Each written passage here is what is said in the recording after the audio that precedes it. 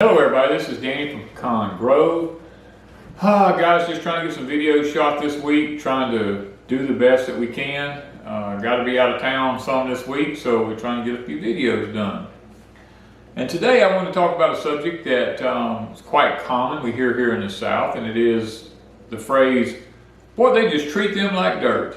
And that must be a bad feeling for somebody to say somebody treats you like dirt, or to be said of you that you treat someone like dirt. And as I sit and thought about that phrase, I got to thinking about, as gardeners, we do that to our soil. We treat our soil like dirt. Because see, dirt literally has no living organisms in it whatsoever. It's just dead. Dirt is classified as being dead. And I'm just using some technical phrases here. In the South, people say dirt all the time, but it's just a figure of speech. Soil, when you use the term soil, soil means it's alive. It's a living organism. It is alive. And when we treat our soil like dirt, what can we expect from it? The answer is not much at all, because when I sit back and I think about how that, I think about things that my father had told me when we were growing up. My father was a sharecropper, and when he was a kid, their family was, and he would talk about how that they would farm a piece of ground until it just wouldn't produce anymore, and then they'd move on and clear off a new piece of land, and they would farm it till it wouldn't produce anymore. They didn't use any fertilizers. They didn't try to amend anything back to the soil. Now he did work. He told me he did work for some people who he would have to clean the stalls out, and they would take the cow manure and go put it in the fields and turn it in so that they would have some nutrition for the next year. And he talked about using a fertilizer called Old Black Joe a lot, which he says more of a powder form than it was a granular form. But as a whole, people just didn't take care of the soil. Now, a lot of our early presidents did. George Washington, Thomas Jefferson, there's documents of where and how they amended their soils because they knew that it was important to amend the soil. Even our own federal government, my daddy told me, used to, when he was a child, that these people that sharecrop, the government would pay them to plant peas or peanuts on their property as cover crops to put nitrogen back in the soil so that they would prevent erosion and they would be able to build their soil back up so that it would have nutrition in it. But today, I want to look at it from a little bit of a different standpoint than what it was then. Today, there's so many amendments out there on the market. I can go to a place up the road here from us, and they got calcium nitrate, they got hydrated lime, they got pelletized lime, they got lung lime, they got triple 13, they got triple 17, triple 20. You can get granular form, water soluble powder form stuff, any analysis that you want. You can get just an assortment of different types of fertilizers. You can get liquid fertilizers. I use the Dr. Earth's liquid phosphorus. I also have the powder form phosphorus that can be mixed with water to make it a liquid form. And to take these minerals, let's call them minerals, and just go add them to your soil because you think that's what it needs. Like, say for instance, I go to Walmart. I can buy organic phosphorus. I can buy, in the form of blood meal, I can buy bone meal. I can buy all these different things. I can get nitrogen, organic nitrogen, all this kind of stuff from Walmart. And I say I bring all that stuff home and I just dump it in my soil because I think, man, my plants just look puny, and you just dump it in there. That is about like going to the pharmacist or to Walmart and going through the vitamin section and picking out zinc and vitamin B and vitamin D3 and vitamin B6 and B12 and CoQ10 and quercetin and all these different things, and coming home and saying, well, I think I need this one, you know, and just start taking all these vitamins and not knowing what you really need. It's going to mess up your system. You're not going to feel good. You're going to get weak, and you'll start catching everything that comes along, just like a plant will. The proper way is to go and have a blood test done and see what your body is lacking in, and have your mineral test done to see what minerals that your body's lacking in, and the different things that your body needs. Check it out, and if it needs it, then you add it to your health to bring your health back up to standard. That's what we should do with our soil. We should go get soil tests, and we don't need to get just the one that the county offers, just the NPK one that only deals with 3 things. You need to go and get a full panel, kind of like what they did to me this past weekend. They did a full blood panel on me. I mean, it's like dozens of different blood tests that they've done on me to try to figure out, you know, what's going on with my heart. That's what we have to do with our soil. We have to get a test, and we have one that we have a link down below you can go check out from Grower Solution. It does like 15, 18, I don't remember. There's so many of them, different minerals that your soil may be lacking in, and it tells you how much it needs and how much you need to add and how you need to add it. That is how we turn dirt into soil. Now, you can rebuild dirt. If you buy a piece of property, like when I bought Pecan Grove, we walked around on it, we drove around on it, I looked at all the different weeds growing on Pecan Grove. And people go, it's just weeds. No, weeds tell you what's in the ground. It tells you if you've got hard, packy soil. If you see dandelions growing everywhere, you know you've got hard, packy soil there. You know, you got sagebrush growing. That tells you that you got a land that is very low in lime. You know what I mean? You look at all the different things you have growing everywhere, all the weeds that are coming up. Go in and look on the internet. Find out what that weed means. What is it trying to tell you about that piece of property? It's trying to tell you something about the soil that's beneath it. And if you get that soil right, then you have very healthy plants. If your soil is healthy, you do not have diseases and you do not have pests like you do in soil that's classified as dirt, that's very unhealthy. Much like disease in the human body, disease in plants and pests in plants love unhealthy plants because they can't fight them off. Much like our human body, when we're weak and frail, we can't fight off the diseases and the issues that come upon us. We just catch everything that comes along. And plants are no different. We have to build our plants up. We have to amend the soil to build it up, to add back to it what it's lacking. And it's not a one-time deal. I do mine about once every, some things I do every year, some things I do every 2 years, some things I do every 3 years. Like the pH of the soil I do once every 3 years because my pH, usually when I lime it, is good for 3 years the way I do it. And so every 3rd year I do the pH on the soil. And now that we have pecan trees everywhere, I will do an analysis on them every year to see where we're at with our pecan trees as far as, you know, the nitrogen, the zinc, and the phosphorus, and all the other minerals that pecans need to produce abundantly.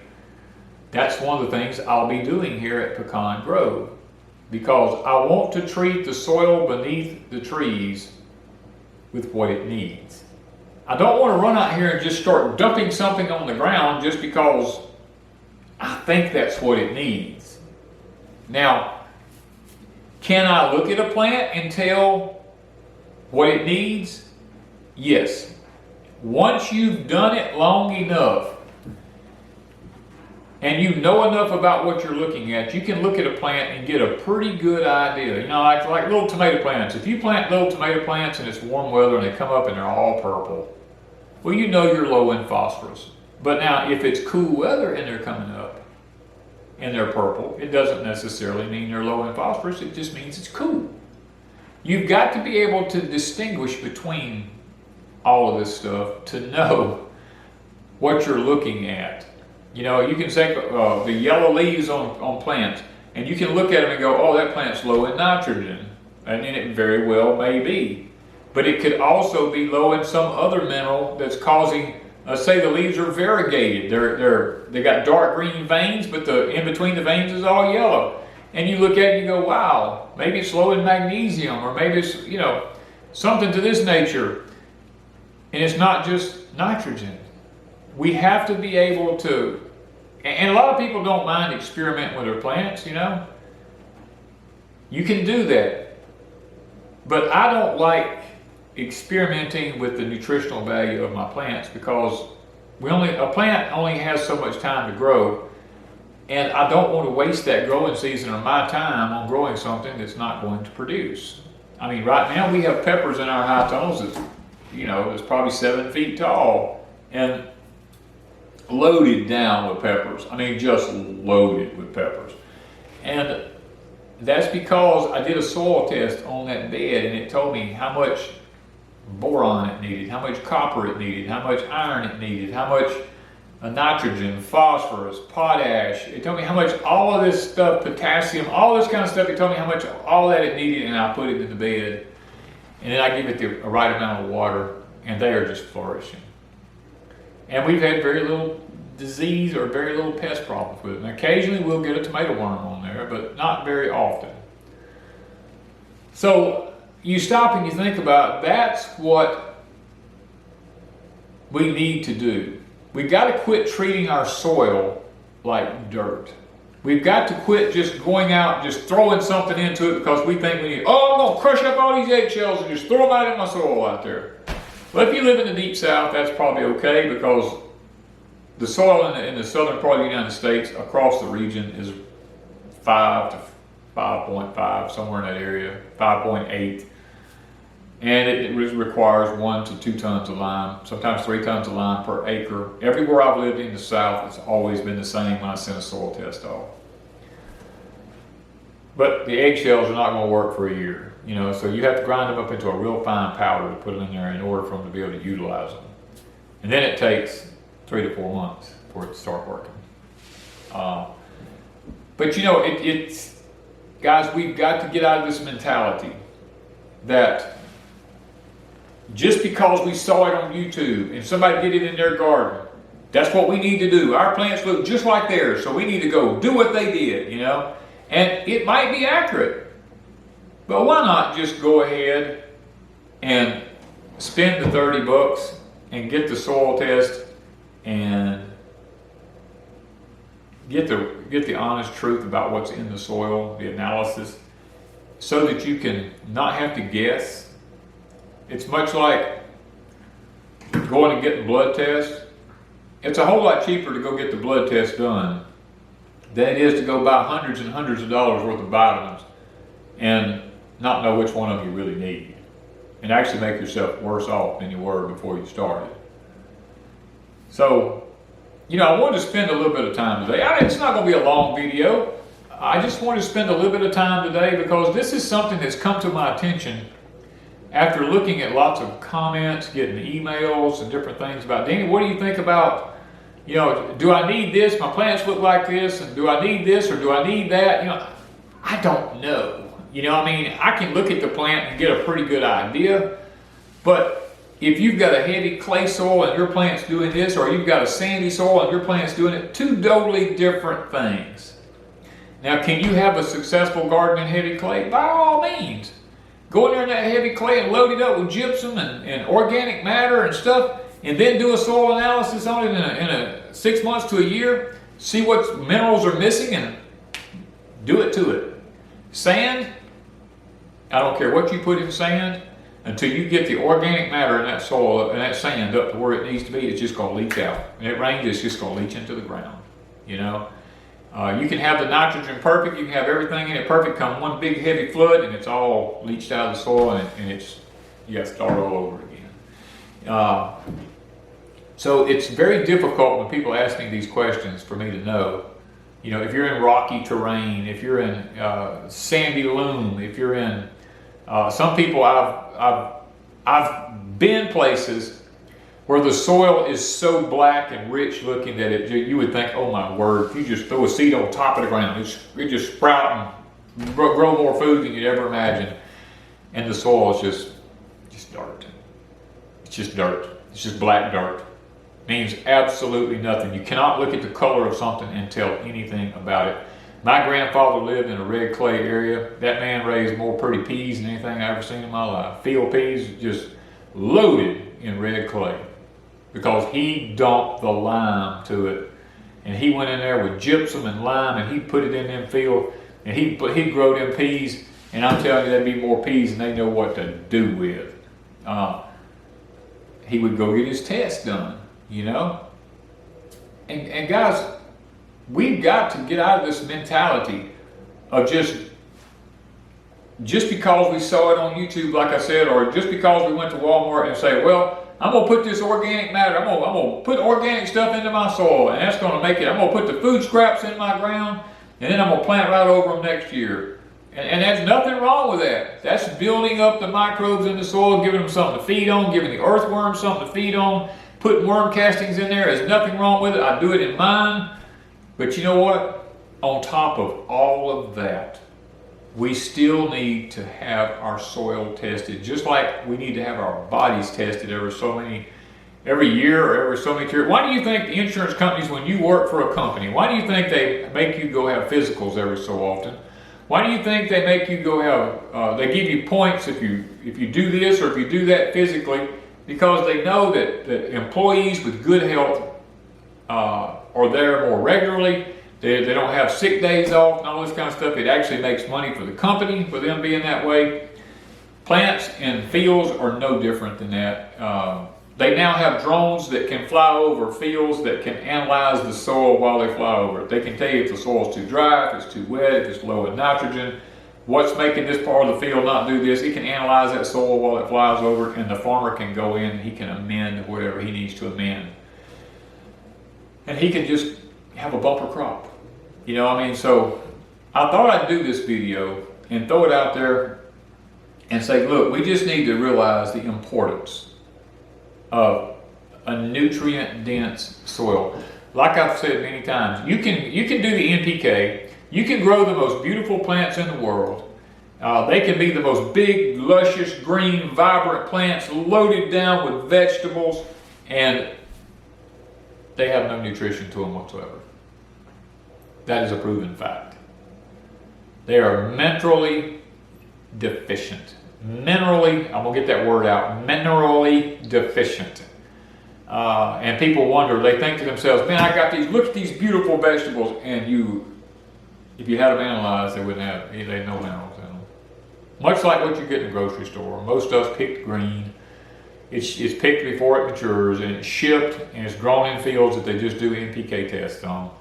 And it looks good, it's big, it's beautiful. People got this mentality in their head because it's big and beautiful and no blemishes on it, it must be good. And that could be nothing any further from the truth. So be aware, your soil needs minerals. There's many, many, many minerals that are missing in our soil today. Number one, if you grow in a greenhouse or a high tone, you're going to be deficient in calcium. You're going to be deficient in, number one, magnesium, which in the form can be put in the form of Epsom salt to your vegetables. I mean, there's so many things that is going to be needed in the soil in high tones that you definitely need to do the soil analysis. Now, a lot of people will go and they'll buy all these potting soils or black cow or whatever, and they'll amend all their beds with this kind of stuff, and they'll send their soil test off, and they'll come back and they'll go, I'm one. Comes back and you're like 300 and something in calcium, 800 and something in phosphorus, and and you look at it and you go, oh, I'm way over. You know, just because we did something and we didn't think about it. And that's like doing something to your human body and then all of a sudden your blood pressure is like sky high. Or your diabetes, you loaded yourself up with sugar and you're diabetic now, and you're trying to figure out how to bring it back down and keep it down. Plants are no different, guys. We've got to get it in our heads. We've got to learn that we have got to do the minerals in our soil to keep it soil. We've got to get the microbial rhizobias. We've got to get all the microbes back going in the soil. We've got to get our soil where the earthworms want to live in it. We've got to get it back where it's healthy and not dead. So I hope that this video today gets you to thinking at least. And if you're interested in a soil test, I'm not telling you to use mine. I'm not telling you to use ours. I'm telling you we have one in the link in the description down below from Grower Solution. But if you have one close to where you're at, do it. Please do it. And then come back and look and go, wow. You will do the wow. It'll be the wow factor for you. It was for me. You know, because I thought I had mine. When I mended everything in my beds and I mixed it all up and I gave it time to break down and I sent my test off and it came back, I was like, wow. I didn't realize after everything I put in there, I don't have any of this and I don't have any of that in it. I would have thought it would have been right there. Because if you get too much of one thing and not enough of the other, it binds up other minerals in the soil where the plant cannot take them up, even though it's screaming high in it. It can't take them up. Kind of like the human body. If you overload it with one vitamin, it blocks your body's ability to take other vitamins up. So you don't want your garden to be have malabsorption, much like many human bodies end up being that way. Or you don't want your plants to be all plants because you loaded too much nitrogen in it and just have this big old huge gigantic plant, much like people who just load up on sugar and they end up being big old people and they're obese then, and they want to get back to where they were and they have problems getting back to where they were because now they've done messed up the pancreas and all the other things in their body. And much like plants, once you get them up big like that, they're not going to produce. I don't care what you do to them. They're not going to produce. You just grab a big pretty plant. You know, sweet potatoes will do that, peppers will do that, tomatoes will do that. You know, we put the wrong nutrition to them, even though they look pretty. And you got a field full of, or raised beds full of beautiful plants with no food on them. That is not what we want, guys. So today, I hope this has got us to thinking about what we need to do in our gardens to keep us with good food for the future. Thank you, guys, from Pecan Grove.